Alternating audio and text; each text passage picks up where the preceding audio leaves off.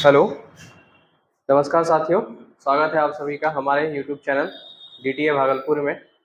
जैसा कि कल हम लोगों ने देखा था कि एंशिएंट प्राचीन भारत हम लोग स्टार्ट किए थे, जो ऑफिसर्स एकेडमी का 7000 MCQ है, वहाँ से हम लोग इसको कवर कराएंगे।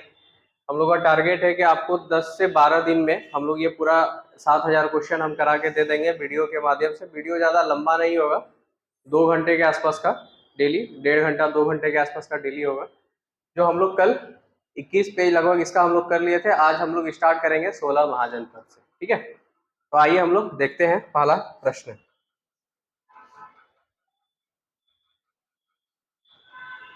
कहता है कि कौशल एवं मगध के मध्य जो है, ठीक है, कहता है कौशल एवं मगध के मध्य संघर्ष का प्रारंभ जो है वो किसके लिए हुआ, किसके समय में हुआ था। ठीक है, तो क्वेश्चन क्या है कि कौशल एवं मगध के मध्य जो है वो संघर्ष का प्रारंभ किसके समय में हुआ था। तो ये हमारा हुआ था अजात शत्रु के समय। ठीक है, कहता है कौशल एवं मगध के मध्य संघर्ष का प्रारंभ किसके समय हुआ, तो क्या हो गया हमारा आंसर, अजात शत्रु। ठीक है, नेक्स्ट 16 महाजनपद। टोटल हम लोग महाजनपद में 16 महाजनपद देखते हैं।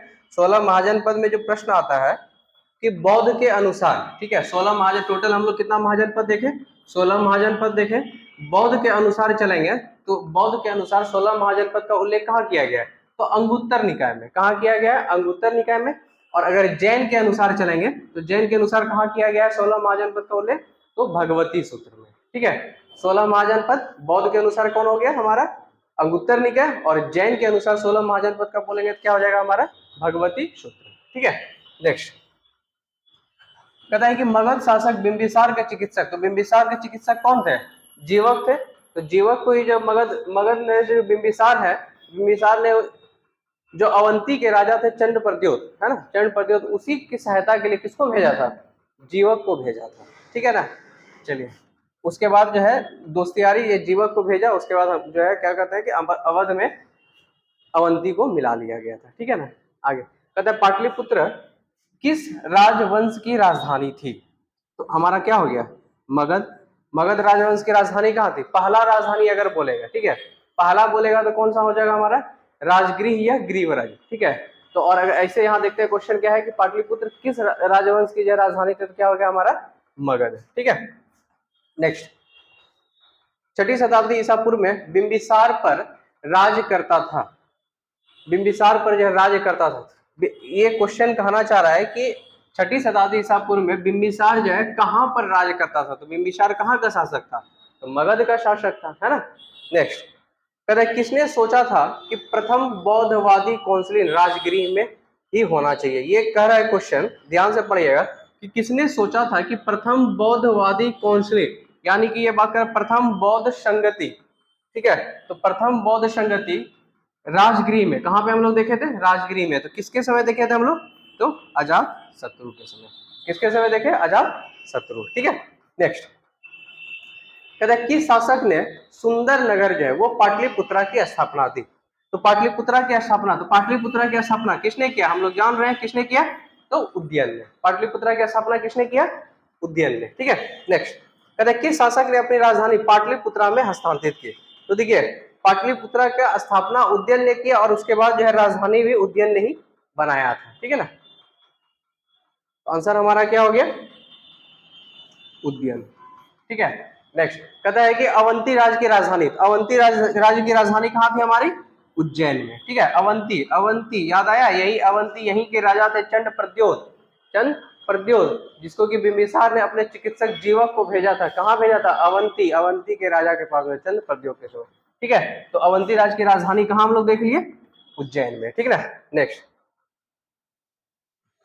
फिर देखिए आ गया क्वेश्चन वही कि चंद प्रद्योत जो है, चंद प्रद्योत कहाँ का राजा था, तो हम लोग क्या मार देंगे, चंद प्रद्योत कहाँ के राजा थे, तो अवंती के राजा थे। ठीक है ना, नेक्स्ट कहता है 6ठी शताब्दी ईसा पूर्व में निम्नलिखित में से कौन सा एक गणतंत्र था, तो इसमें से कह रहा है कि हम लोग जो विश्व का पहला गणतंत्र देखे थे, तो विश्व का पहला गणतंत्र हम लोग देखे थे वैशाली वज्जी संघ, है ना। अब कह रहा है कि इसमें से कौन था जो कि वो गणतंत्र के रूप में हम लोग देखते हैं, अगर वज्जी रहता तो हम करेंगे ही। ठीक है, कहता है कि निम्नलिखित में से कौन एक गणतंत्र, तो हमारा जो ये मल है, ठीक है, ये मल भी उस टाइम में क्या था, गणतंत्र देश। ठीक है, गणतंत्र महाजनपद था, तो मल भी। और अगर ई जैसे ऑप्शन आता है, अगर यहाँ पे आपका वज्जी भी रहता, मल्ल भी रहता तो आंसर फिर हमारा क्या हो जाता है ई, ठीक है। और ऐसे में अगर वज्जी नहीं है तो आंसर हमारा क्या हो गया मल्ल, ठीक है ना। नेक्स्ट कहता है मगध की प्रारंभिक राजधानी, तो फिर वही आ गया कि मगध की प्रारंभिक राजधानी, तो कहाँ हो गया मगध की प्रारंभिक राजधानी, राजगिरी या वैशाली, राजगिरी या गिरिव्रज, है ना, राजगिरी या गिरिव्रज। प्राचीन महाजनपद मगध के प्रथम राजधानी, तो फिर वही आ रहा है कि प्रथम राजधानी कौन सी थी, तो हम लोग अभी, ठीक है, कहता है मगध की प्रारंभिक राजधानी, तो कहाँ देख लिया हम लोग, राजगिरी या गिरिव्रज। फिर वही आता है कि प्राचीन महाजनपद जो था, तो प्राचीन महाजनपद मगध की प्रथम राजधानी, तो प्रथम राजधानी हम लोग कहाँ देखे, राजगिरी या गिरिव्रज, तो कहीं है ऑप्शन में, इसका आंसर क्या हो गया हमारा ई हो गया, ठीक है। नेक्स्ट अजातशत्रु किस वंश के थे, तो देखिए अजातशत्रु हमारे किस वंश के हो गए, हर्यक वंश की स्थापना किसने किया था, बिंबिसार ने हर्यक वंश की स्थापना की, और बिंबिसार के बाद कौन बना था, अजातशत्रु, जो उसका ही पुत्र था, ठीक है। बिंबिसार के बाद अजातशत्रु के बाद फिर उदयन, है ना। आगे कहते हैं विश्व का पहला गणतंत्र वैशाली में किसके द्वारा स्थापित किया गया था, तो ये कौन हो जाएगा हमारा आंसर, तो लिच्छवी के द्वारा। विश्व का पहला गणतंत्र वैशाली में किसके द्वारा स्थापित किया गया था, तो क्या हो गया आंसर हमारा, लिच्छवी के द्वारा, ठीक है। नेक्स्ट कहता है ईसा पूर्व 6ठी सदी में विश्व का प्रथम गणतंत्रात्मक व्यवस्था, तो फिर से हमारा क्या हो गया आंसर, प्रथम गणतंत्रात्मक व्यवस्था, तो हमारा क्या हो गया वैशाली, है ना। नेक्स्ट कहता है 16 महाजनपद की सूची, तो देख लीजिए यहाँ पे 16 महाजनपद, आंसर क्या हो गया हमारा अंगुत्तर निकाय। लेकिन ये किसके अनुसार, ये जब हम बात करेंगे अंगुत्तर निकाय का, तो ये किसके अनुसार हो जाएगा, बौद्ध के अनुसार। बौद्ध के अनुसार क्या हो गया हमारा अंगुत्तर निकाय। यही अगर जैन बोलेंगे तो जैन के अनुसार हो जाएगा हमारा भगवती सूत्र, ठीक है। नेक्स्ट कहता है प्रथम मगध साम्राज्य का उत्कर्ष किस शताब्दी में हुआ था, तो कब हुआ था मगध साम्राज्य का उत्कर्ष, तो ईसा पूर्व 6ठी शताब्दी में, ठीक है। ईसा पूर्व 6ठी शताब्दी में जो हमारा मगध का उत्कर्ष हुआ था, ठीक ना।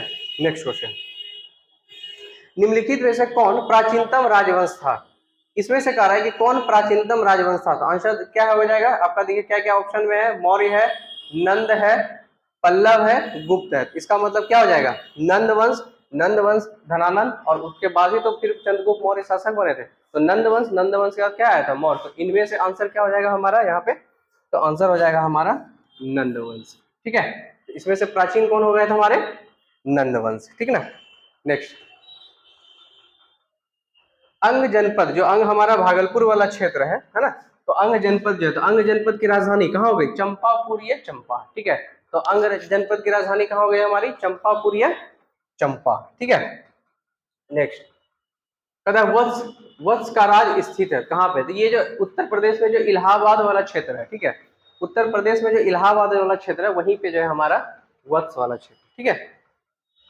तो वत्स का कहाँ हो गया हमारा, वत्स राज स्थित कहाँ पर हो गया हमारा, इलाहाबाद के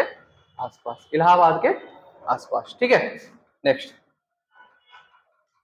प्राचीन भारत में द्वितीय नगरीकरण से संबंधित क्षेत्र, प्राचीन भारत में द्वितीय नगरीकरण, तो प्राचीन भारत में द्वितीय नगरीकरण से क्षेत्र ये आपका आ जाएगा गंगई मैदान, ठीक है।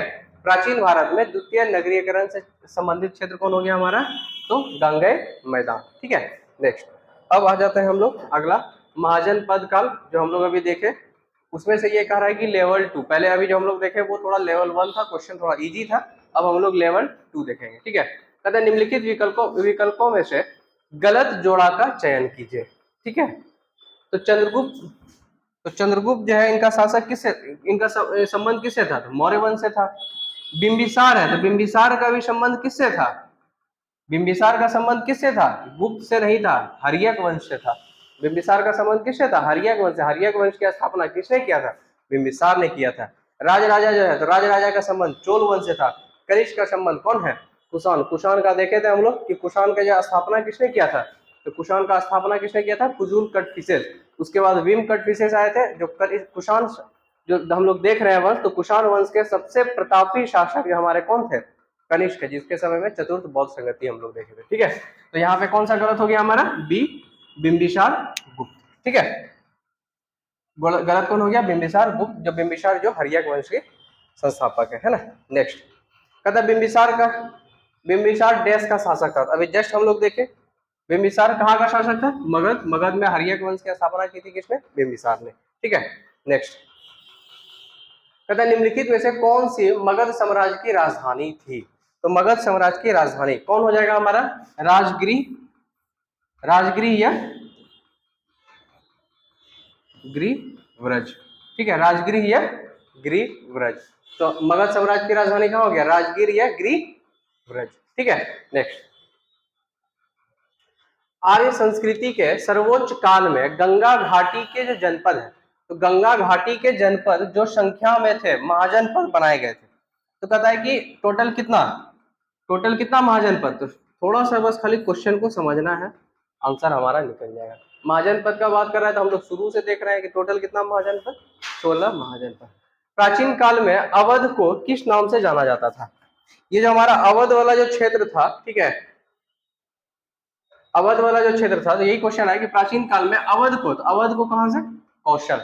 अवध को किस नाम क्षेत्र से जाना जाता है? तो वो कौशल के नाम से। ठीक है, अब हम लोग आते हैं नेक्स्ट मौर्य एवं मौर्योत्तर काल। ठीक है, मौर्य एवं मौर्योत्तर कहता है शक संवत। तो शक संवत कब स्टार्ट हुआ था?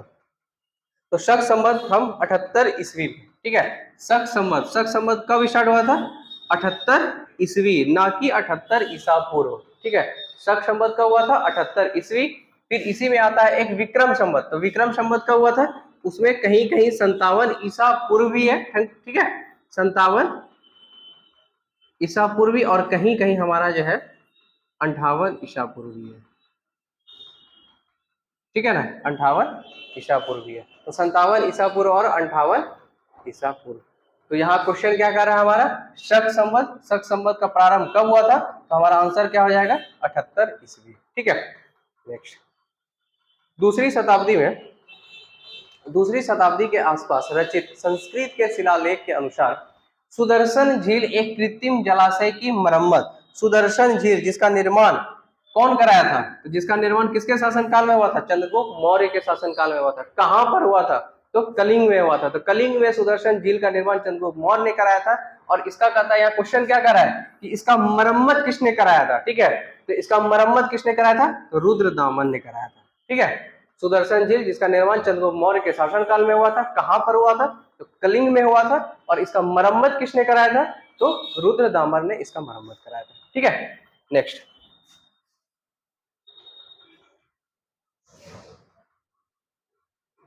यहाँ फिर हम लोग देख लेते हैं। कहता है मौर्य साम्राज्य का अंतिम शासक। बिल्कुल, बहुत ही इंपॉर्टेंट सवाल कि मौर्य साम्राज्य, तो मौर्य साम्राज्य का अंतिम शासक कौन हो गया हमारा? बृहद्रथ। ठीक है, मौर्य साम्राज्य, तो मौर्य साम्राज्य का अंतिम शासक कौन हो गया हमारा? बृहद्रथ। ठीक है, नेक्स्ट कहता है मेगास्थनीज को राजदूत के रूप में किसके दरबार में भेजा गया था? मेगास्थनीज जो यूनानी कहाँ का था? ये मेगास्थनीज जो है कहाँ का था? राजदूत कहाँ का था? किसका राजदूत था? सेल्यूकस निकेटर का। ठीक है, सेल्यूकस निकेटर का था मेगास्थनीज, जो किसके दरबार में आया था? चंद्रगुप्त मौर्य के दरबार में आया था। किसके दरबार में आया था मेगास्थनीज? चंद्रगुप्त मौर्य के दरबार में। इसने एक बहुत ही अच्छी पुस्तक लिखी थी। पुस्तक का नाम क्या था इसका? इंडिका। पुस्तक का नाम क्या था? इंडिका, जिसमें कि उस टाइम के मगध साम्राज्य को इसने कितने भागों में बांटा था? तो 7 भागों में बांटा था। ठीक है, तो मेगास्थनीज को राजदूत के रूप में किसके दरबार में भेजा गया था? क्या हो गया आंसर हमारा? चंद्रगुप्त मौर्य के दरबार में। ठीक है, नेक्स्ट कहते हैं कौन सी पुस्तक बिंदुसार को एक अभिशक्ति क्षत्रिय वर्णित करती है? तो कौन सी पुस्तक? कहते हैं कौन सी पुस्तक जो बिंदुसार को एक अभिशक्ति क्षत्रिय वर्णित करती है? तो कौन सा? तो दिव्यावदान पुस्तक। दिव्यावदान पुस्तक। एक क्वेश्चन आता है कि बौद्ध धर्म में कि अशोक जो थे, सम्राट अशोक, तो सम्राट अशोक को बौद्ध दीक्षा किसने दिया? तो हम लोग सब जानते हैं उपगुप्त ने, है ना, सब जानते हैं हम लोग को उपगुप्त। तो इसी पुस्तक, यही पुस्तक जो है दिव्यवादान, तो दिव्यवादान के अनुसार ही अशोक को बौद्ध धर्म की दीक्षा किसने दिया? तो उपगुप्त ने। किसने दिया? उपगुप्त ने। लेकिन अगर दीपवंश महावंश के अनुसार अगर हम लोग जाएंगे, ठीक है, ये किसके अनुसार? दिव्यवादान के अनुसार अशोक को बौद्ध धर्म की दीक्षा उपगुप्त ने दिया। लेकिन अगर हम लोग दिव्य वंश या महावंश के अनुसार जाएंगे तो अशोक को बौद्ध धर्म की दीक्षा उसमें बताया गया कि निग्रोथ ने दिया था। किसने दिया था? तो निग्रोथ ने। ठीक है, चलिए यहाँ हमारा क्वेश्चन देख लेते हैं। यहाँ हमारा क्वेश्चन क्या है कि कौन सी पुस्तक जो बिंदुसार को एक अभिषक्ति क्षत्रिय वर्णित करती है, तो कौन सा हो गया हमारा दिव्य वादान। ठीक है, नेक्स्ट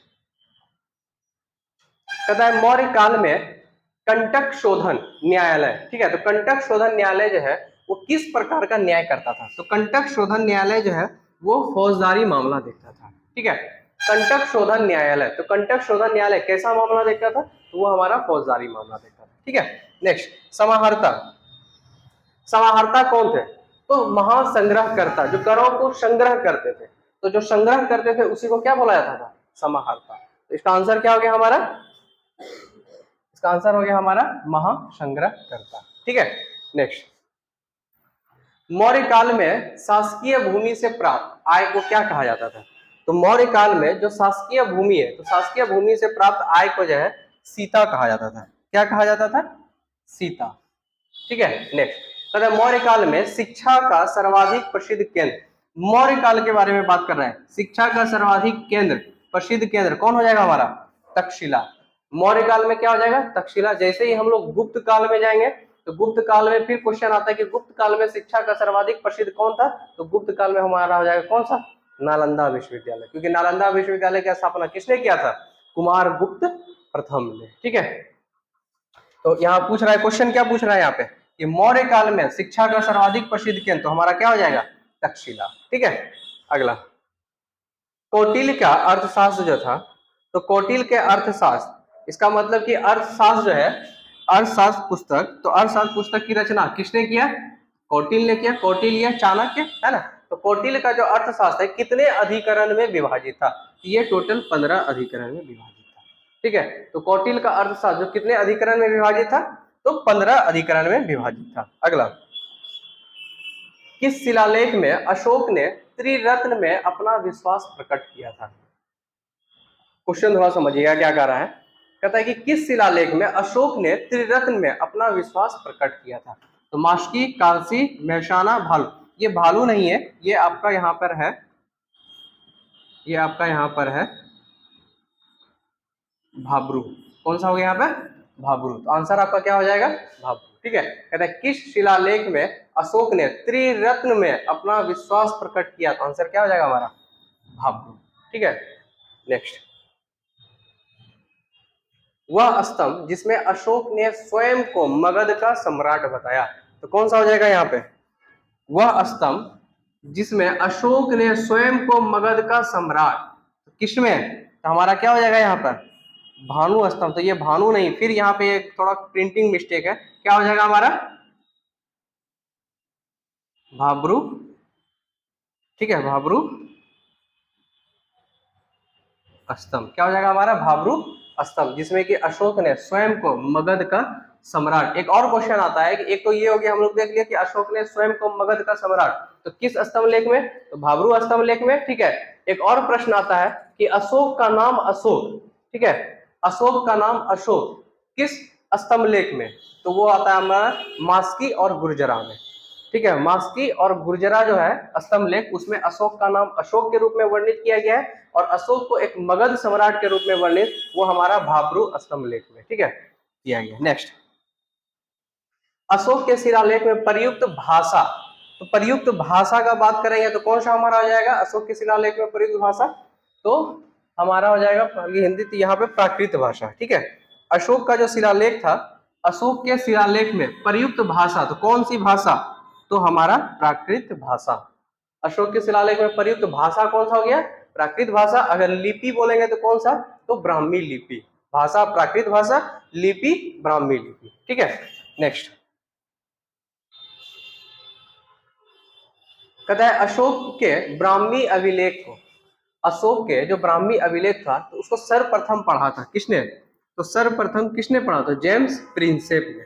किसने पढ़ा, जेम्स। इसका मतलब सीधा सीधा याद रखिए कि अशोक के जो अभिलेख थे, अशोक के जो अभिलेख मिले उसको सर्वप्रथम किसने पढ़ा, तो सर्वप्रथम किसने पढ़ा, तो जेम्स प्रिंसेप। जेम्स प्रिंसेप कब पढ़ा, इसका डेट भी पूछता है कि जेम्स प्रिंसेप जो अशोक के शिलालेख को पहली बार पढ़ा, कब पढ़ा, तो 1837 ईस्वी में। ठीक है, 1837 ईस्वी में पढ़ा गया था, किसके द्वारा, जेम्स प्रिंसेप के द्वारा। ठीक है, नेक्स्ट अपने शिलालेखों में अशोक सामान्यतः किस नाम से जाने जाते हैं? तो अशोक को जो है प्रियदर्शी बोला जाता है, ठीक है। अपने शिलालेख में अशोक को किस नाम से जाना जाता था? तो अशोक को प्रियदर्शी के नाम से जाना जाता है, ठीक है। नेक्स्ट कहता है किस अभिलेख में कलिंग विजय का वर्णन मिलता है? किस अभिलेख में कलिंग विजय का वर्णन मिलता है? तो कौन से अभिलेख में? कलिंग विजय का वर्णन तो कौन सा अभिलेख में हो जाएगा? तो इसका वर्णन जो है, कलिंग विजय का वर्णन जो हमको मिलता है 13वां शिलालेख में। किसमें? 13वां शिलालेख में, ठीक है। तो इस कारण से इसका आंसर क्या दिया है यहाँ पे? ई। तो कलिंग विजय वर्णन किसमें मिलता है हमको? 13वां शिलालेख में, ठीक है। नेक्स्ट अशोक के किस अभिलेख में अकाल दुर्भिक्ष उल्लेख हुआ, यानी कि किस अभिलेख में जो है वो अकाल के बारे में बताया है, ठीक है। तो अशोक के किस शिलालेख में अकाल का? तो ये इसका और भी ऑप्शन क्या है आपका? यहाँ है कालसी, शोपारा, मास्की, सहगौरा। ये आपका आंसर आ जाएगा यहाँ पे सहगौरा, ठीक है। कि अशोक के किस अभिलेख में जो है अकाल का उल्लेख है? अकाल का उल्लेख कहां पर हो गया हमारा? सहगौरा में, ठीक है। नेक्स्ट कहते हैं भारत के पहले साम्राज्य की स्थापना किस शासक के समय में हुई थी?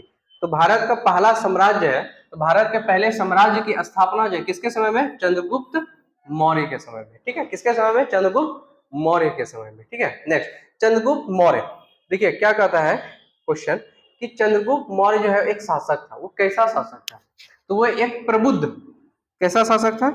तो वह जो है वह एक प्रबुद्ध निरंकुश शासक था, यानी कि पढ़ा लिखा निरंकुश शासक, है ना। तो वो एक प्रबुद्ध निरंकुश शासक था, ठीक है।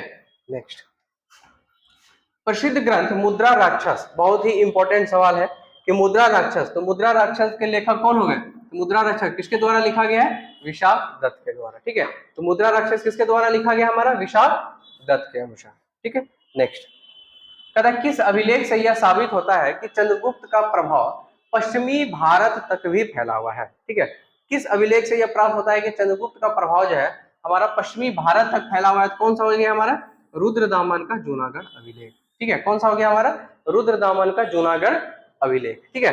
नेक्स्ट पाटलिपुत्रा को किस शासक ने सर्वप्रथम अपनी राजधानी बनाई? फिर क्वेश्चन वही आ गया, पाटलिपुत्रा को किस शासक ने सर्वप्रथम अपनी राजधानी बनाई? तो किसने बनाया था?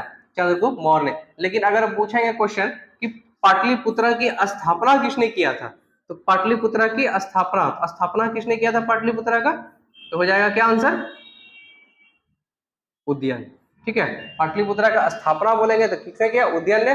और पहली बार पाटलिपुत्रा को राजधानी किसने बना दिया था? चंद्रगुप्त मौर्य ने, ठीक है। नेक्स्ट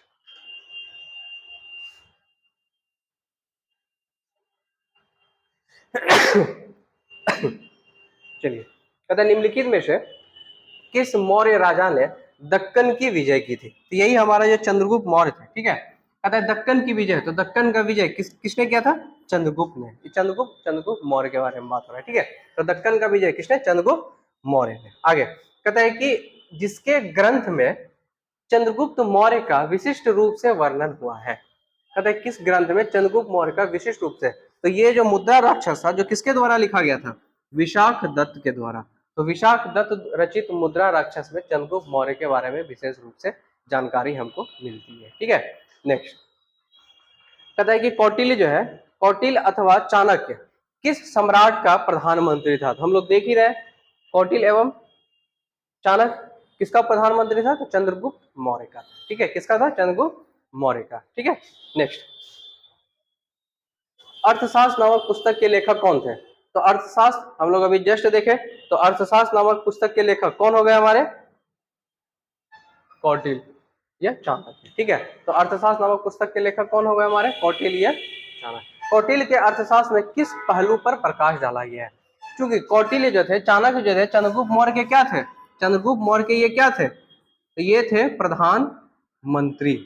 ये क्या थे?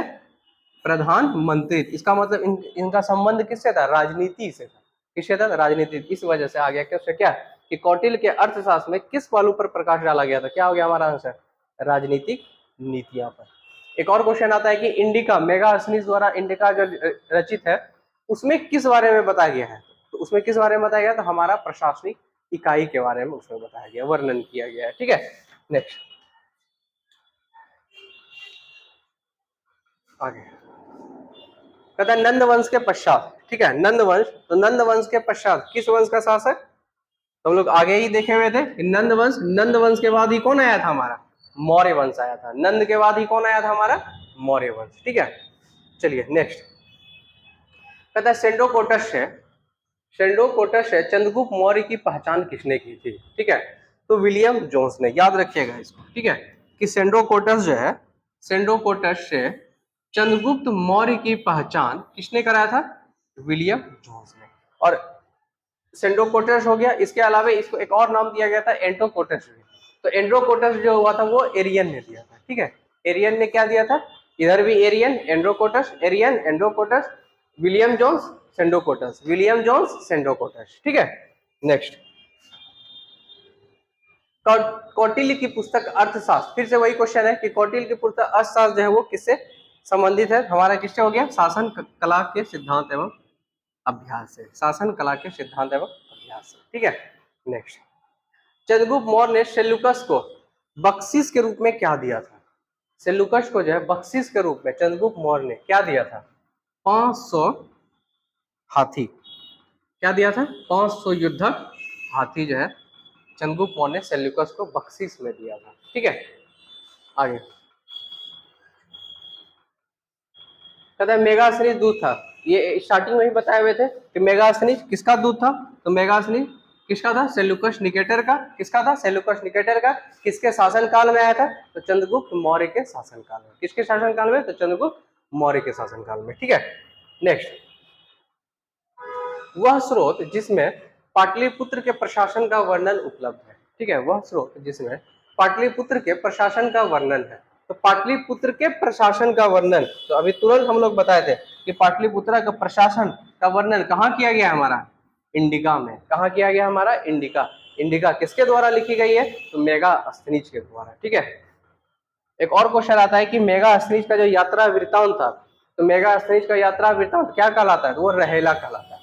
मेगास्थनीज का यात्रा वृत्तांत क्या कहलाता है, रहेला कहलाता है। ठीक है, नेक्स्ट मौर्य समाज का 7 विभागों में विभाजन, तो 7 विभागों में जो है विभाजन किसने किया था, तो मेगास्थनीज की पुस्तक इंडिका ने, मेगास्थनीज की पुस्तक इंडिका में मगध मौर्य साम्राज्य को 7 भागों में बांटा, जबकि कौटिल्य का जो अर्थशास्त्र था वो 15 भागों में विभाजित था।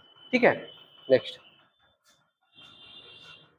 इंडिका के लेखक कौन हो गए हमारे, इंडिका के लेखक कौन हो गए हमारे, मेगास्थनीज। ठीक है, नेक्स्ट कहता है अशोक के धम्म का मूल संदेश क्या था, अशोक ने धम्म अपनाया, तो अशोक जो धम्म अपनाया, बौद्ध धर्म बताया, तो उसके बाद जब धम्म की स्थापना की, तो कहता है क्वेश्चन कि अशोक के धम्म का मूल सिद्धांत क्या था, तो मूल सिद्धांत जो उसका सत्य और अहिंसा भी था, बड़ों का सम्मान भी था और धार्मिक सहनशीलता भी। ठीक है, इस वजह से इसका ये भी आ जाएगा राजा के प्रति वफादारी भी, इस कारण से इसका आंसर क्या दिया गया, ई दिया गया 1 से अधिक के रूप में। ठीक है, आगे सम्राट अशोक चंद्रगुप्त का क्या था, तो अशोक जो है चंद्रगुप्त का क्या था। ठीक है, तो ये हो जाएगा हमारा पोता, क्या था, पीछ, पीछ कुछ नहीं होता, ये हमारा क्या हो जाएगा, पोता। ठीक है, सम्राट अशोक जो चंद्रगुप्त का क्या था, पोता। ठीक है, नेक्स्ट निम्नलिखित में से कौन मौर्य शासक अशोक की रानी थी, अशोक पता है निम्नलिखित में से कौन मौर्य शासक अशोक की रानी थी, तो कौन हो जाएगी यहाँ पे, कारुवाकी, कौन हो जाएगी, कारुवाकी। लेकिन अशोक के एक पुत्र और पुत्री के बारे में हम लोग पढ़ते हैं, खास करके तब जब हम लोग देखते हैं कि अशोक का पुत्र पुत्री जो बौद्ध धर्म के प्रचार प्रसार के लिए श्रीलंका गया था, है ना, महेंद्र और संघमित्रा, तो कहेगा कि वो किसकी मतलब उसकी माता कौन थे, तो उसकी माता देवी थी, उसकी माता का नाम देवी थी। लेकिन इसका इसमें से कह रहा है कि निम्नलिखित में से कौन अशोक की रानी थी, तो कौन हो जाएगा इसमें से, कारुवाकी। ठीक है, नेक्स्ट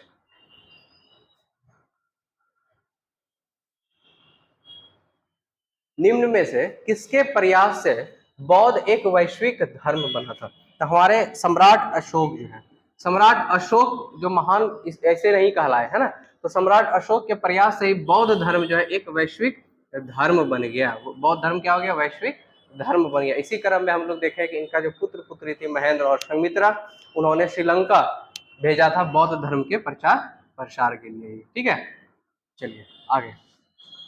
कहता है निम्नलिखित में से कौन सा क्षेत्र अशोक के साम्राज्य में सम्मिलित नहीं था? तो कौन सा क्षेत्र अशोक के साम्राज्य में सम्मिलित नहीं था? तो श्रीलंका। कौन सा क्षेत्र नहीं था? तो हमारा श्रीलंका। यहाँ तो प्रचार प्रसार के लिए हम लोग भेजे ही थे, है ना। तो श्रीलंका हमारे अशोक के क्षेत्र में सम्मिलित नहीं था। ठीक है, नेक्स्ट। अशोक के शासनकाल में बौद्ध सभा किस नगर में आयोजित की गई थी? तो अशोक के समय में जो बौद्ध संगति हुई थी, अशोक के समय जो बौद्ध संगति हुई थी, ठीक है, कहां पर हुई थी? सबसे पहले तो ये प्रश्न आता है कि अशोक के समय बौद्ध सभा, तो बौद्ध सभा कहां हुई थी? हमारा पाटलिपुत्र में। कहां पर हुआ? पाटलिपुत्र या पाटलिपुत्र में जो है पहली अशोक के समय बौद्ध सभा हुई थी। ये केमी बौद्ध सभा थी, तो ये तीसरी बौद्ध सभा थी, केमी थी। यहाँ देखिए क्वेश्चन यही कर रहा है, अशोक के शासनकाल में बौद्ध सभा किस नगर में आयोजित की गई थी? कहां पर हो गया? पाटलिपुत्रा। ये केम्मा था, थर्ड था। तीसरा था, ये केम्मा था, तीसरा था। इसकी अध्यक्षता किसने किया था? तो मोगलीपुत्र तीस ने। इसकी अध्यक्षता किसने किया था? तो मोगलीपुत्र तीस ने किया था। ठीक है, नेक्स्ट आगे। अशोक ने किस राज्य पर आक्रमण किया था? ठीक है, क्वेश्चन है कि अशोक ने किस राज्य पर आक्रमण किया था? तो बहुत ही इंपॉर्टेंट, जान ही रहे हैं हम लोग पहले से, कलिंग पर आक्रमण किया था, जिसका उल्लेख हमको 13वां शिलालेख में मिलता है। तो अशोक ने किस राज्य पर आक्रमण किया था? तो कलिंग पर। अच्छा, हमको ये बताइए कि अंग जो है, तो अंग को जो है मगध में किसने मिलाया था? अंग को मगध में किसने मिलाया था? तो किसने मिलाया था? तो बिंबिसार ने मिलाया था। किसने मिलाया? बिंबिसार ने। ठीक है, नेक्स्ट। कहता है अशोक की नीति के आर्थिक परिणामों के कारण ही मौर्य साम्राज्य का पतन अधिकांशतः उचित था। इस तथ्य में किसने विश्वास किया था? ठीक है, कहता है कि अशोक की नीति के आर्थिक परिणामों के कारण ही मौर्य साम्राज्य का पतन जो अधिकांशतः उचित था, इस तथ्य में किसने विश्वास किया था?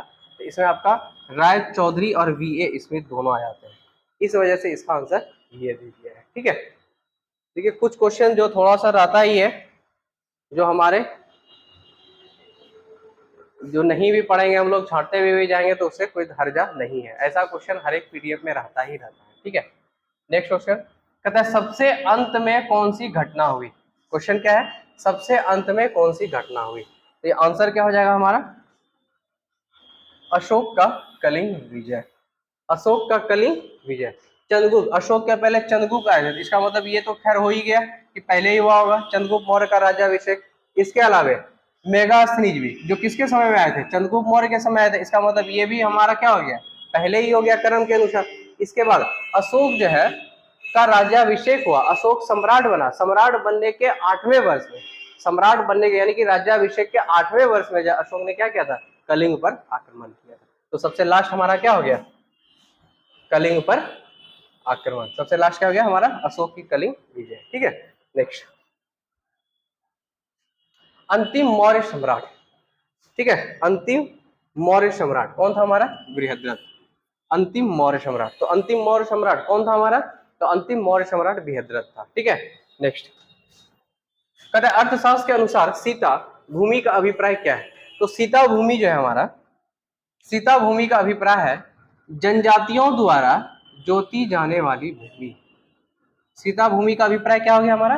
कि जनजातियों द्वारा जोती जाने वाली भूमि को हम लोग सीता भूमि कहते हैं। ठीक है, नेक्स्ट। बार बार पूछता है ये सीता भूमि, तो ध्यान रखिएगा कि जनजातियों द्वारा जोती जाने वाली भूमि को क्या बोलते हैं हम लोग?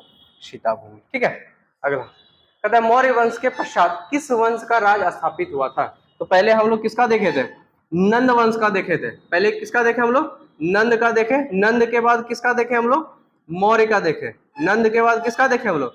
मौर्य का देखे। अब कह रहा है कि मौर्य वंश के बाद किस वंश का? तो मौर्य वंश के बाद आया था किसका? तो मौर्य वंश का आया था शुंग वंश का। मौर्य वंश के बाद किसका है? शुंग। तो ये क्रम भी हम लोग याद करते हुए चलेंगे। नंद वंश, नंद वंश के बाद मौर्य वंश, मौर्य वंश के बाद शुंग वंश। ठीक है, चलिए यहाँ आंसर क्या हो गया हमारा? मौर्य वंश के पश्चात कौन सा वंश? आंसर हो गया हमारा शुंग वंश। ठीक है, नेक्स्ट। कहता है गौतमी पुत्र शतकर्णी सातकर्णी, ठीक है, गौतमी पुत्र सातकर्णी का संबंध किस राजवंश से था? तो गौतमी पुत्र सातकर्णी जो है इसका संबंध सातवाहन से था। गौतमी पुत्र सातकर्णी, तो गौतमी पुत्र सातकर्णी का संबंध किस राजवंश से था? तो ये हमारा सातवाहन से था, ठीक है, सातवाहन। अगला कहता है शुंग वंश के बाद, शुंग वंश के बाद किस वंश ने भारत पर आक्रमण किया? किस वंश ने? तो कर्ण वंश से। पहला कौन था हम लोग देखे थे? नंद वंश, नंद वंश के बाद मौर्य वंश, मौर्य वंश के बाद शुंग वंश, और शुंग वंश के बाद कौन सा देखे हम लोग? कण्व वंश, ठीक है। आगे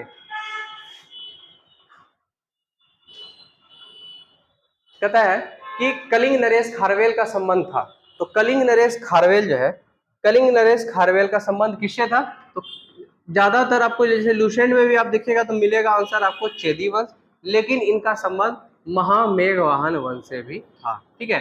तो कलिंग नरेश खारवेल आपका लुसेंट में चेदी वंश दिया हुआ है और घटना चक्र में आपका ई नंबर दिया हुआ है, घटना चक्र में ये भी दिया है और ये भी दिया है, ठीक है। तो कलिंग नरेश खारवेल का संबंध किससे था? तो महामेघवाहन वंश से और चेदी वंश से, ठीक है ना। अगला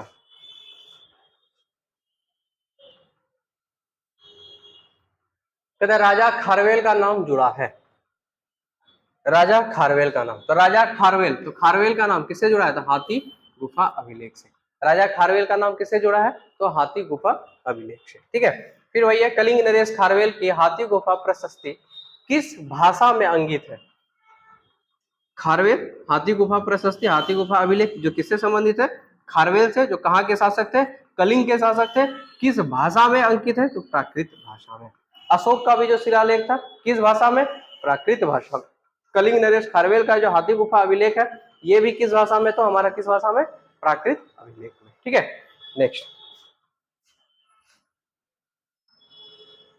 शक संवत, तो शक संवत जो है वर्ष में प्रारंभ हुआ, तो शक संवत हम लोग अभी जस्ट देखे थे। तो शक संवत प्रारंभ हुआ कब? 78 ईस्वी में। शक संवत कब प्रारंभ हुआ? 78 ईस्वी, ठीक है। अगला कहता है निम्नलिखित में से किनको शक संवत की स्थापना का श्रेय दिया जाता है? तो शक संवत जब हम लोग देखे 78 ईस्वी में, 78 ईस्वी में शक संवत की स्थापना हुई। किस समय में? तो कुषाणों के समय में, ठीक है। शक संवत जिसकी स्थापना 78 ईस्वी में, किसके वंश में, किस समय में? तो कुषाण वंश के समय में, ठीक है।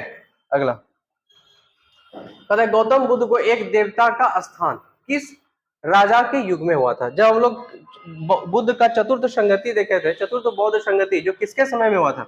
तो कनिष्क के समय में हुआ था। चतुर्थ बौद्ध संगति कहाँ हुआ था? तो कश्मीर के कुंडलवन में, ठीक है। वहीं पे हम लोग देखे थे कि बौद्ध धर्म जो है दो भागों में बटा था, हीनयान और महायान, ठीक है ना। तो वहीं पे जो है बुद्ध का एक देवता के रूप में स्थान कहाँ पर आया था? हमारा कश्मीर और कनिष्क के शासन काल में, ठीक है। नेक्स्ट कहता है इनमें से किसने सर्वप्रथम व्यापक पैमाने पर स्वर्ण मुद्रा का प्रचलन किया था? तो स्वर्ण मुद्रा जो सबसे ज्यादा कुषाण के समय आया था, ठीक है। स्वर्ण मुद्रा किसने कुषाण के समय में सबसे ज्यादा बड़े पैमाने पर स्वर्ण मुद्रा का प्रचलन आया था? उसमें से भी बोलेगा कि कौन से शासक थे? तो ये थे हमारे भीम कटफिसेस। कुषाण वंश जिसकी स्थापना किसने किया था? कुजुल कटफिसेस। कुजुल कटफिसेस के बाद शासक कौन बना था? भीम कटफिसेस, जिसने की बड़े व्यापक पैमाने पर स्वर्ण मुद्रा का प्रचलन लाया था। और कुषाण वंश का पूछेगा कि सबसे प्रतापी राजा, तो कुषाण वंश का सबसे प्रतापी राजा हमारे कनिष्क थे, ठीक है। तो व्यापक पैमाने पर जो स्वर्ण मुद्रा कौन लाया था? तो भीम कटफिसेस, ठीक है। अगला कहते हैं कला की गंधार शैली निम्न समय में फली फूली। तो ये गंधार शैली और मथुरा शैली, ये दो शैली हम लोग देखे थे।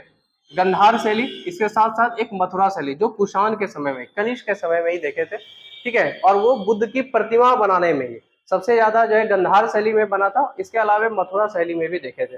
तो गंधार शैली किसके समय में फूली फली? तो कौन हो गया हमारा? कुषाणों के समय में, ठीक है।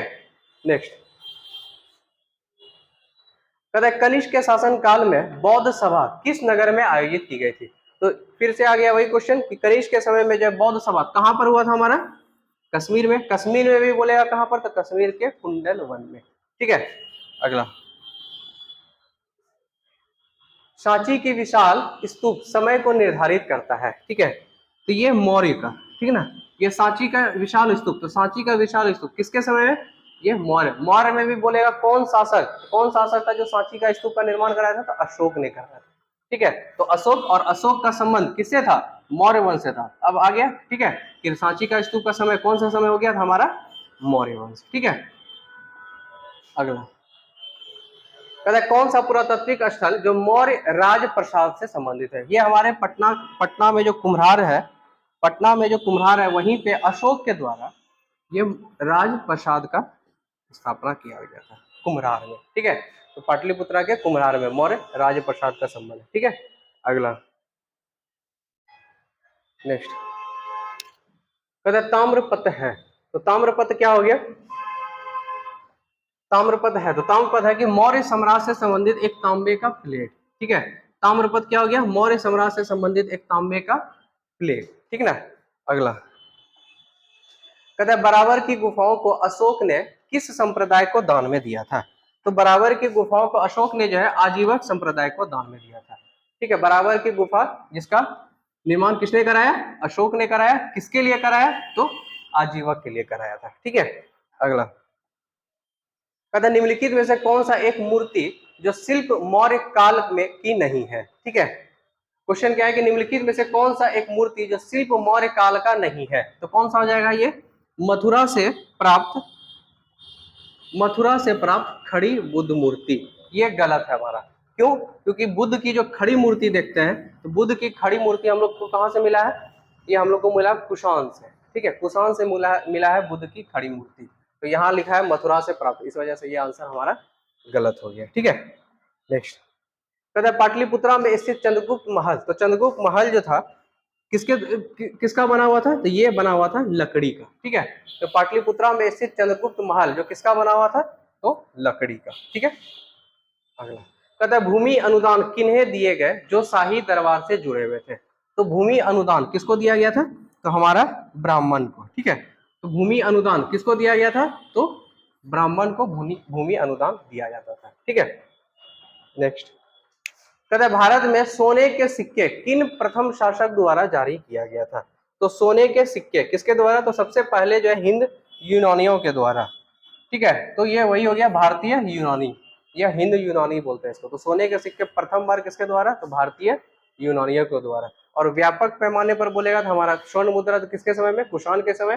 शासक भी बोलेगा तो कौन हो जाएगा, विम कडफिसेस। ठीक है, अगला पेरिप्लस ऑफ द इरिथियन सी, तो पेरिप्लस ऑफ द इरिथियन सी, ठीक है, की रचना किसने लिखी, तो ये इसके जो रचनाकार है उसका आज तक पता नहीं लगाया गया है। ठीक है, तो पेरिप्लस ऑफ द इरिथियन सी इसके रचनाकार में हो जाते हैं, ये एक अज्ञात है, इसकी जानकारी हमें नहीं है, ये क्या है, एक अज्ञात। तो इसका आंसर देख लेते हैं क्या दिया गया है,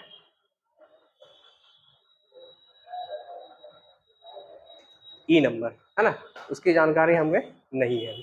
आगे कहता है उस स्रोत का नाम बतलाइए जो प्राचीन भारत के व्यापारिक मार्गों पर मौन है। प्राचीन भारत के व्यापारिक मार्गों पर मौन है कौन, तो मलिंद पन्हो। मलिंद पन्हो जिसमें नागसेन और मेंडर के बारे में बताया गया, इसमें ये प्राचीन भारत के व्यापारिक मार्गों से इसको कोई लेना देना नहीं है, इसको तो मिलिंद पन्हो को। ठीक है, अगला कहता है इनमें से कौन शक वंश की कार्दमक शाखा का संस्थापक था। तो ये सब थोड़ा क्वेश्चन बीच बीच में एक एक फालतू क्वेश्चन आता है। ठीक है, तो कहता है कि शक वंश की कार्दमक शाखा, तो शक वंश की कार्दमक शाखा ये चष्टन बोला जाता है। आगे कहता है रोमन साम्राज्य से व्यापारिक संबंध स्थापित की थी किसने, रोमन साम्राज्य से व्यापारिक संबंध किसने स्थापित की थी। ठीक है, याद रोमन साम्राज्य, अरे थोड़ा सा करना, रोमन साम्राज्य से व्यापारिक संबंध, तो रोमन साम्राज्य से व्यापारिक संबंध किसने स्थापित की थी, तो ये हमारा हो जाएगा कुषाण भी होगा और हमारा चेर भी होगा, इस वजह से इसका आंसर क्या दिया हुआ है, ई। तो रोमन साम्राज्य से जो व्यापारिक संबंध किसने किसने, तो कुषाण के समय में भी और चेर के समय में, चेरा के समय में भी। ठीक है, अगला नेक्स्ट अब आ जाते हैं हम लोग लेवल 2। अभी तक हम लोग हल्का देख रहे थे मौर्य और मौर्योत्तर काल, अब थोड़ा सा लेवल 2 में आते हैं। ठीक है, अगला क्वेश्चन है, कहता है कि 326 ईसा पूर्व में भारत पर आक्रमण करने के लिए सिकंदर ने सबसे पहले निम्नलिखित में से किस नदी को पार किया। तो देखिए क्वेश्चन आता है, थोड़ा ध्यान से देखिएगा, किस नदी को पार नहीं किया था जो बाद में आता है, लेकिन यहाँ क्वेश्चन क्या कर रहा है कि सिकंदर जो सबसे पहले किस नदी को पार करके आया था, तो ये कौन सा हो जाएगा, सिंधु नदी को। ठीक है, किस नदी को, सिंधु नदी को। ठीक है, नेक्स्ट कहता है मध्य प्रदेश में भगवान बुद्ध के सम्मान में सम्राट अशोक द्वारा बनाया गया बौद्ध स्मारक तो क्या था? मध्य प्रदेश में अभी हम लोग देखे थे सांची स्तूप, जो जिसका सांची स्तूप का निर्माण किसने कराया था? तो अशोक ने कराया था। सांची का स्तूप का निर्माण, यहाँ फिर आ गया वही कि सांची का स्तूप का निर्माण किसने कराया था? तो अशोक ने। ठीक है, अगला, बौद्ध धर्म से संबंधित प्रख्यात भवन संरचना धामेक स्तूप। धामेक स्तूप का निर्माण मूलतः वंश के शासनकाल, यानी कि किस वंश के शासनकाल में? तो ये भी हमारा मौर्य वंश के शासनकाल में। किसके शासनकाल में? तो मौर्य वंश के शासनकाल में। ये गलत लिख दिया हमारा, तो मौर्य वंश के शासनकाल में ही धामेक स्तूप। तो धामेक स्तूप का निर्माण कहाँ कराया गया था? धामेक स्तूप कहाँ देखते हैं हम लोग? तो धामेक स्तूप का निर्माण जो है ये कराया गया था सारनाथ में। ठीक है, कहाँ कराया गया था? सारनाथ में। ठीक है, अगला, बौद्ध संरचना, यहाँ देखिए आ ही गया कि बौद्ध संरचना धामेक स्तूप। तो धामेक स्तूप का निर्माण कहाँ कराया गया? अभी जस्ट हम लोग देखें सारनाथ। सारनाथ कहाँ है? उत्तर प्रदेश में। ठीक है, अगला, कहता है तृतीय बौद्ध परिषद का आयोजन किसके द्वारा कराया गया था? तो तृतीय बौद्ध संगति जो थी, तो तृतीय बौद्ध संगति किसके समय में? अशोक के समय में। कहाँ पर? पाटलिपुत्रा में। अध्यक्षता किसने किया था? तो मोगलीपुत्र तीसरे। पता है चंद्रगुप्त मौर्य जो मौर्य वंश के संस्थापक थे, भारतीय इतिहास में उनके शासन के बारे में निम्नलिखित में से कौन सा कथन गलत है? ठीक है, तो ये देख लेते हैं हम लोग। तो कहता है कि बैरम खां उनका सबसे अच्छा सहयोगी, संरक्षक व मार्गदर्शक था। तो यही हमारा गलत है चंद्रगुप्त मौर्य के बारे में। ठीक है, तो और बाकी देख लीजिएगा आप लोग क्या क्या है। कहता है अशोक जो तर्क सिद्धि के रूप से जो है प्रारंभिक भारत के सबसे प्रसिद्ध शासक थे, जिसने कलिंग पर विजय प्राप्त की। वे डैश के पोते थे। एक और इसके पहले आ गया, तो वो चंद्रगुप्त मौर्य के पोते थे। चंद्रगुप्त मौर्य का पोता कौन था? अशोक, जिसने कलिंग पर विजय प्राप्त किया था। ठीक है, चंद्रगुप्त मौर्य का कौन था? वो पोता था।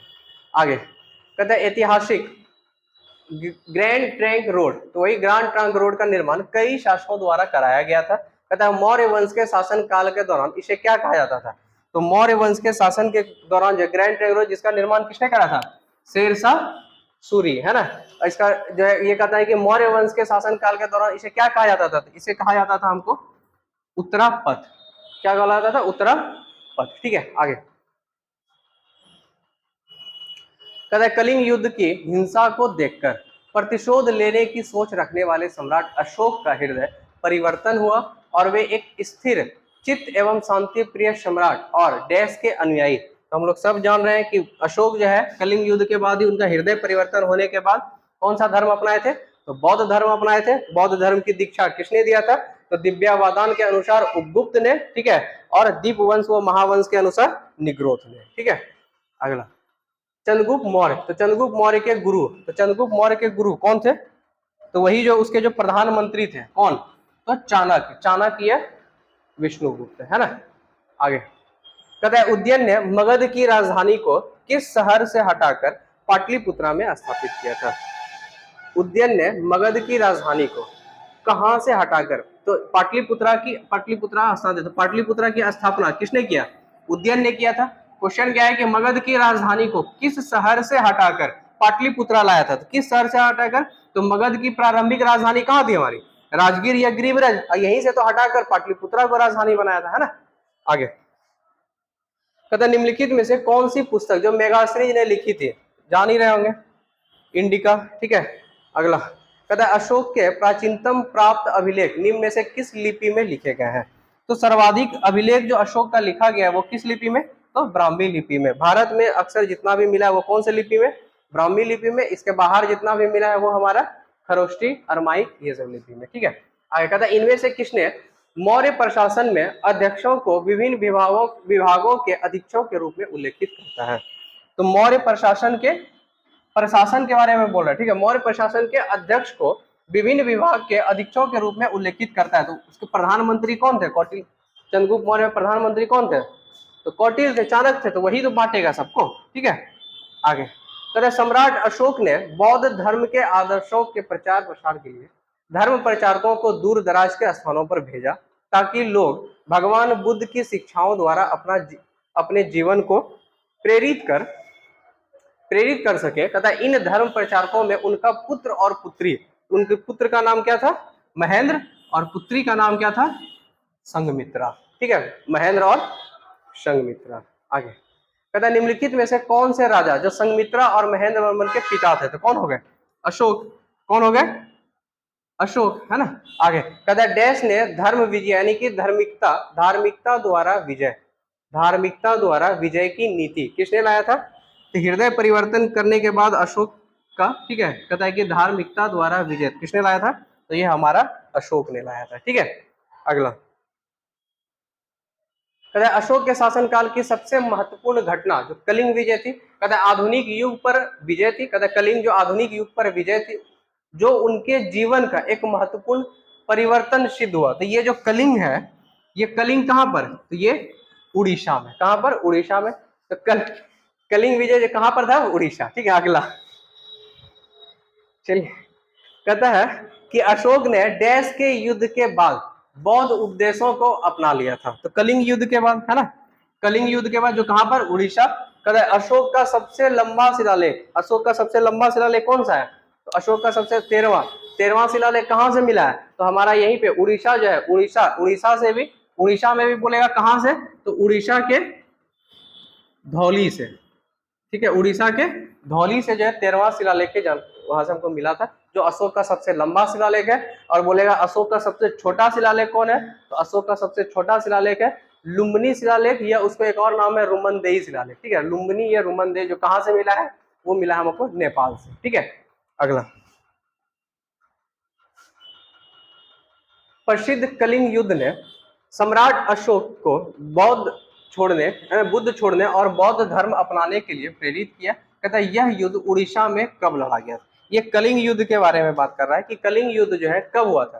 तो 261 ईसा पूर्व में। ठीक है, 261 ईसा पूर्व में कलिंग युद्ध हुआ था। कहता है अशोक के किस शिलालेख में कलिंग युद्ध में अशोक के विजय का उल्लेख? तो किस शिलालेख में? 13वां शिलालेख में। ठीक है, अगला कहता है कि चंद्रगुप्त का पुत्र जो मौर्य साम्राज्य के सिंहासन पर बैठने वाला दूसरा शासक था।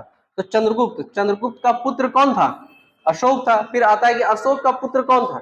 चंद्रगुप्त का पुत्र कौन था? बिंदुसार। चंद्रगुप्त का पुत्र था बिंदुसार, बिंदुसार का पुत्र था अशोक, और अशोक का फिर पुत्र था उदयन। ठीक है, तो चंद्रगुप्त का पुत्र कौन हो गया हमारा? बिंदुसार। कहते सम्राट अशोक डैश का पुत्र था जो मौर्य वंश से संबंधित था। अभी जस्ट हम लोग देखे थे सम्राट अशोक किसका पुत्र था? बिंदुसार। बिंदुसार किसका पुत्र था? चंद्रगुप्त मौर्य का। बिंदुसार का पुत्र कौन हो गया? सम्राट अशोक। ठीक है, और सम्राट अशोक का पुत्र कौन था? तो उदयन, है ना। अगला कहता है सम्राट अशोक किसके उत्तराधिकारी थे? तो सम्राट अशोक जो है वो किसके उत्तराधिकारी थे? तो बिंदुसार का पुत्र था, तो बिंदुसार के उत्तराधिकारी थे, है ना। नेक्स्ट कहता है सम्राट अशोक ने पत्थर के स्तंभों और पत्थर के तख्तों पर अपने डैश आदर्श उत्कीर्ण करवाकर अपने राज्य के प्रमुख स्थानों पर स्थापित किया ताकि लोग तदनुसार आचरण कर सके। तो कितना? तो इन्होंने टोटल 14 आचरण के बारे में बात किया था। अशोक ने टोटल कितना? तो 14 आचरण के बारे में बात किया था। ठीक है, अगला कहता है कि अशोक महान डैश से संबंधित थे। तो अशोक किस वंश में हम लोग देखे थे? तो मौर्य वंश में हम लोग अशोक को देखे थे, है ना। ठीक है, कहते हैं महान सम्राट अशोक किस वंश के थे? तो फिर से वही सवाल आ गया, तो किस वंश से हो गए? तो मौर्य वंश से। ठीक है, अगला मौर्य साम्राज्य की राजधानी। तो मौर्य साम्राज्य की राजधानी हम लोग देखे, कहां पर देखे? तो मौर्य साम्राज्य की राजधानी तो पाटलिपुत्रा ही थी। ठीक है, कहता है कौटिल्य के अर्थशास्त्र हमें जो प्रशासन के बारे में जानकारी, तो वो भी किससे संबंधित था? चंद्रगुप्त मौर्य से। तो क्या हो गया हमारा? मौर्य वंश। ठीक है, आगे चाणक्य का एक अन्य नाम था। तो चाणक्य जो है, तो चाणक्य का एक अन्य नाम क्या था? तो विष्णुगुप्त। चाणक्य का एक नाम और भी क्या था? तो विष्णुगुप्त। ठीक है, आगे कहता है मेगास्थनी भारत आने वाले सबसे शुरुआती खोजकर्ताओं में थे, उनका संबंध कहां से था? तो उनका संबंध किससे था? तो यूनानी शासक थे सेल्यूकस निकेटर। ठीक है, सेल्यूकस निकेटर, उसी का राजदूत था कौन? तो मेगास्थनी, है ना, जो किसके दरबार में आया था? चंद्रगुप्त मौर्य के दरबार में। ठीक है, आगे कहते सम्राट अशोक ने अपने राज्यकाल के 12 वर्ष में एक विशेष अधिकारी की नियुक्ति की जो भूमि का सर्वेक्षण करता था तथा भू अभिलेखों का रखरखाव करता था और न्याय का पालन करता था। कहता है इन अधिकारियों को क्या कहा जाता था, तो भूमि से जो संबंधित थे इन अधिकारियों को रज्जुक कहा जाता था। ठीक है, कहता है भूमि का जो सर्वेक्षण यानी कि किसके समय में, तो अशोक के समय में, तो अशोक के समय जो भूमि का सर्वेक्षण वगैरह सब करता था तो कौन करता था, तो हमारा रज्जुक करता था। ठीक है, अगला सवाल कहते हैं किस राजा की कहानी मुद्रा राक्षस में। ठीक है, तो मुद्रा राक्षस जो किसके द्वारा लिखा गया था, विशाख दत्त के द्वारा, विशाख दत्त कृत मुद्रा राक्षस, जिसमें किसके बारे में बताया जाता है, तो जानकारी मिलती है तो चंद्रगुप्त मौर्य के बारे में। ठीक है, चंद्रगुप्त मौर्य के बारे में। आगे कहता है मौर्य वंश को किस वंश ने समाप्त किया था, तो मौर्य वंश के बाद, तो मौर्य वंश के बाद कौन सा वंश आया था, शुंग वंश। मौर्य के बाद शुंग वंश, शुंग के बाद कण्व वंश। ठीक है, आगे मौर्य वंश का अंतिम सम्राट, तो मौर्य वंश का अंतिम सम्राट कौन हो गया हमारा, मौर्य वंश। तो मौर्य वंश का अंतिम सम्राट कौन था हमारा, तो बृहद्रथ। ठीक है, मौर्य वंश का अंतिम सम्राट कौन हो गया, बृहद्रथ। ठीक है, आगे कहता है किस मूल भारतीय राजवंश ने अपने शासकों के चित्र वाले सिक्के जारी किए थे, ये ठीक है, अपने शासकों के चित्र वाले सिक्के थे, ये सातवाहन शासक जो था, तो सातवाहन वंश जो था उसने जो सिक्के जारी किए तो उसमें उसके शासक का चित्र मिलता है सातवाहन वंश में। ठीक है, अगला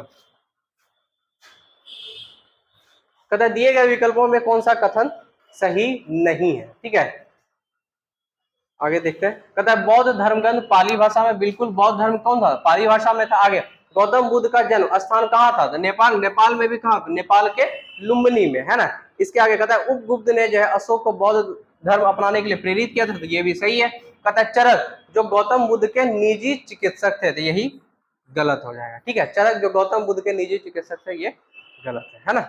आगे कहते हैं कनिष्क किस वंश से संबंधित है, तो कनिष्क का संबंध किस वंश से हो जाएगा, तो कुषाण वंश से। ठीक है, कनिष्क डैश वंश का सम्राट था, कौन सा वंश हो गया हमारा, कुषाण वंश। ठीक है, आगे कहता है कि शक युग जो है, शक युग आरंभ हुआ था कब, शक युग, तो शक युग कब आरंभ, यही शक संवत के बारे में बात कर रहा था। तो शक संवत कब आया था, तो हमारा 78 ईस्वी में, ना कि 78 ईसा पूर्व। ठीक है, 78 ईस्वी। ठीक है, आगे कहते हैं कुषाण राजाओं में सबसे मशहूर जो है कौन थे, तो पहले ही बताए गए थे कौन थे हमारे, तो कनिष्क। ठीक है, कुषाण में। आगे कहता है ईसा पूर्व शताब्दी की शुरुआत में कुषाणों ने भारत की उत्तरी पश्चिमी सीमा पर अपना अधिकार स्थापित किया था, तो किम्मी ईसा पूर्व में, तो ये हमारा आता है पहली शताब्दी ईसा, पहली ईसा पूर्व में ये कुषाण ने भारत के उत्तर पश्चिमी सीमा पर अपना अधिकार स्थापित किया था। ठीक है, आगे कहता है उड़ीसा के उदयगिरी से हाथी गुफा अभिलेख, हाथी गुफा शिलालेख है कलिंग के राजा का उल्लेख, तो कलिंग के कौन राजा थे, तो खारवेल, कलिंग नरेश किसको बोला जाता था, कलिंग नरेश खारवेल, है ना, कलिंग नरेश खारवेल। ठीक है, आगे नेक्स्ट हम लोग संगम काल का बहुत शेयर हो।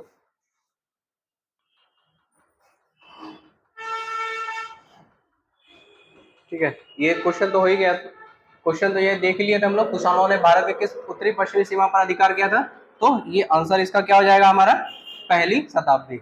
लास्ट क्या था कि उड़ीसा के उदयगिरी से हाथी गुफा शिलालेख में कलिंग राजा, तो कलिंग के राजा कौन थे हमारे, तो खारवेल, कलिंग राजा कौन थे, खारवेल। ठीक है, अब नेक्स्ट हम लोग का जो स्टार्ट होगा संगम काल।